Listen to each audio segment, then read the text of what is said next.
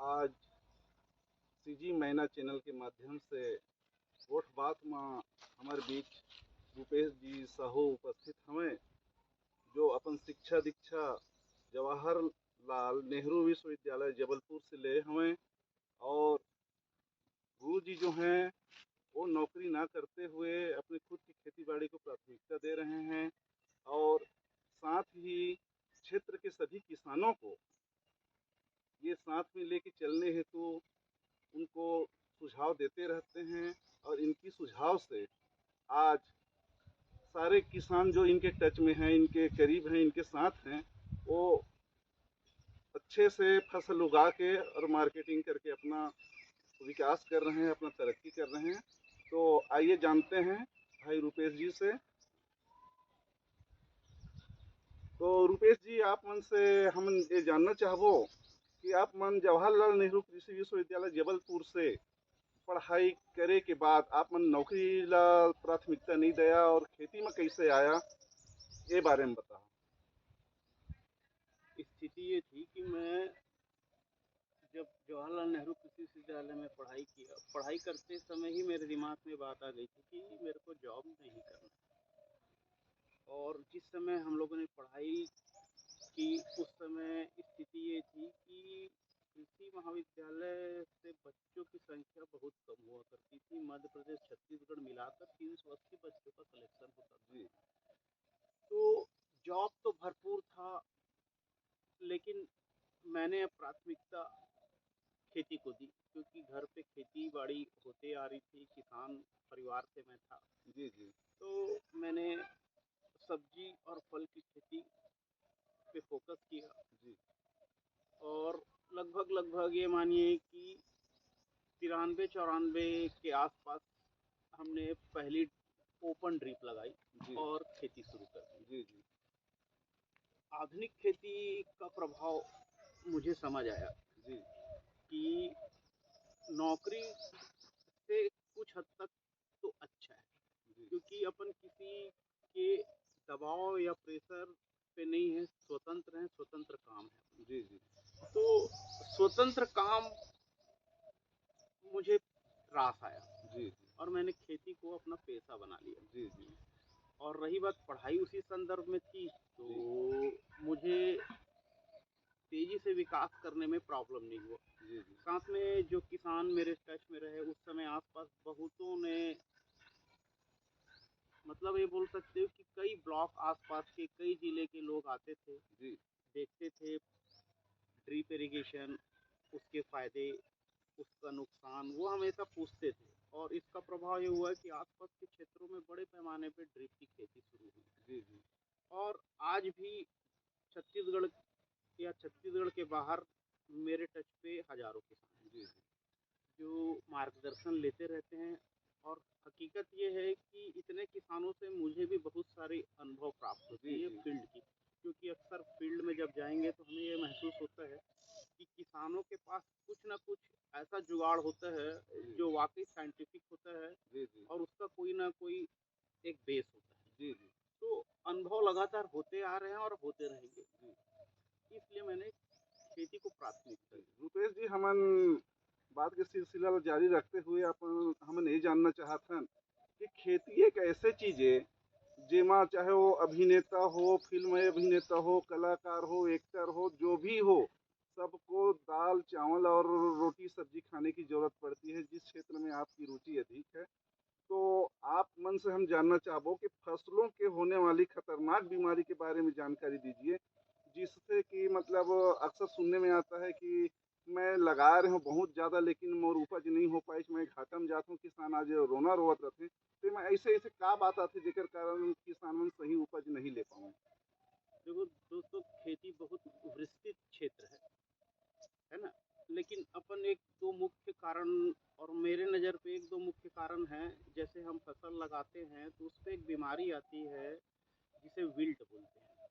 Wilt को कई जगह उगटा रोग बोलते हैं, उकटा रोग बोलते हैं, जी है ना। तो ये जो एक बीमारी है, ये खास तौर पे आप सब्जियों में देख लीजिए, फल में देख लीजिए, अनाज देख लीजिए, इस बीमारी से लोग बहुत त्रस्त हैं। जी और मैक्सिमम सामान्य बीमारियों को तो कंट्रोल कर लेते हैं, लेकिन इस का अनुमान नहीं लगा पाते। अक्सर क्या होता है कि जब बीमारी पूरी तरह फसल को चपेट लेती है उसके बाद उसके लक्षण नजर आते हैं। जी जी जी तो पौधा जब फूल फल की स्थिति में आता है तो पौधा अपने आप मरने लगता है। जी ऐसी परिस्थिति में किसान हड़बड़ा जाता है और उस समय वो दवाई डालता है, लेकिन क्या होता है कि जब बीमारी आखिरी स्टेज में आती तब तो वो लक्षण दिखता है। जी तब तक पौधा बहुत हद तक प्रभावित हो चुका रहता है और वो खर्च करता है पर फसल नहीं संभाल पाता, उसको उत्पादन नहीं ले पाता और आर्थिक नुकसान पे जाता है। तो मेरे नज़र में विल्ट जो होता है वो 3 प्रकार का होता है। जी पहला होता है बैक्टीरियल विल्ट,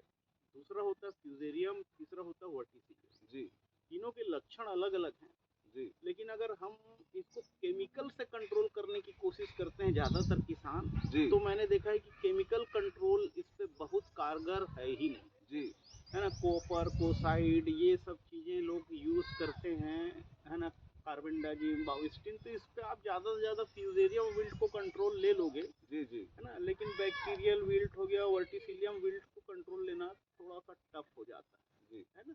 और आपको नियंत्रण और निदान में अंतर जी है ना। तो हमें निदान की तरफ बढ़ना है तो हमें जैविक खेती या जैविक पद्धति को अपनाना पड़ेगा। जी जी और मैंने एक चीज़ देखा है कि जब मैं अपने खेतों पे, मेरे भी फील्ड में ये सब प्रॉब्लम थे आसपास के किसानों में भी, तो हमने इसका सलूशन निकाला और 90% हद तक सफल है। जी तो सबसे पहले एक अच्छी जुताई मई के मौसम पे हम करके तैयार करते हैं पौधे को, जी जमीनों को तैयार करते हैं। जी जमीन उसके बाद बेड वेड बनती है, बेड बनाने के बाद हम लोग कोशिश करते हैं कि उससे सिंगल सुपर फास्फेट, क्योंकि जिस खेत में विल्ट है तो अपन सिंगल सुपर फास्फेट को ज़्यादा महत्व देते हैं, क्योंकि जी उसमें सल्फर का कंटेंट और कैल्शियम का कंटेंट होता जी है ना, जो पौधे को रेजिस्टेंस प्रोवाइड जी देता है। इसके अलावा जैसे ही हम पौधा लगाते हैं तो उस बीच हम ट्राइकोडर्मा, जी है ना, इसकी 3 ब्रीड आती है, इन तीनों का कल्चर तैयार करके रखते हैं और ये हम देते हैं।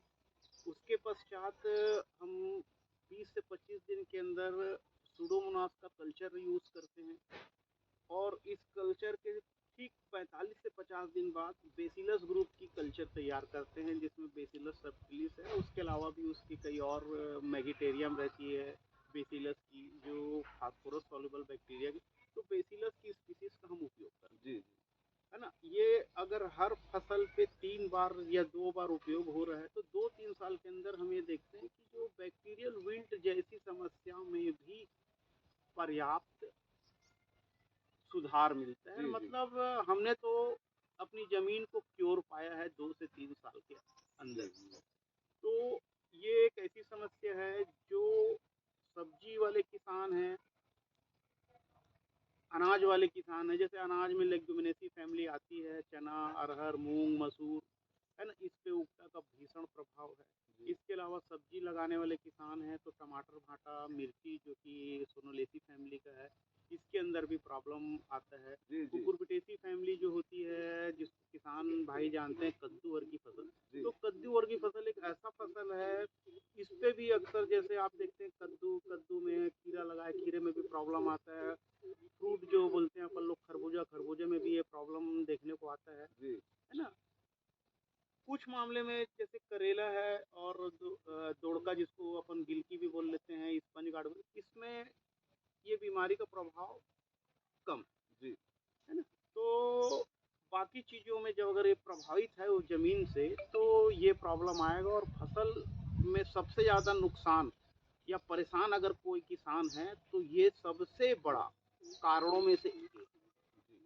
तो हमन अब ये जानना चाहबो कि किसान गुरु जी से कि जेन किसान भाई मन आपसे संपर्क करना चाहते हैं ओकर लिए आप अपन नंबर देहा, और किसान भाई मन ला आप मन इसे का संदेश देना चाहता जो किसान भाई आपके से मतलब सहयोग होके या आपसे मुलाकात करके किसान भाई अपन जो फसल ला उन्नत ढंग से अच्छा बढ़ा सकें और बाजार में सही बेच सकें। मैं अपने तरफ से तो हर संभव कोशिश करता हूँ कि जो मेरे संपर्क में हैं किसानों को मैं सही मार्गदर्शन दे सकूँ। मेरा नंबर है 85586667।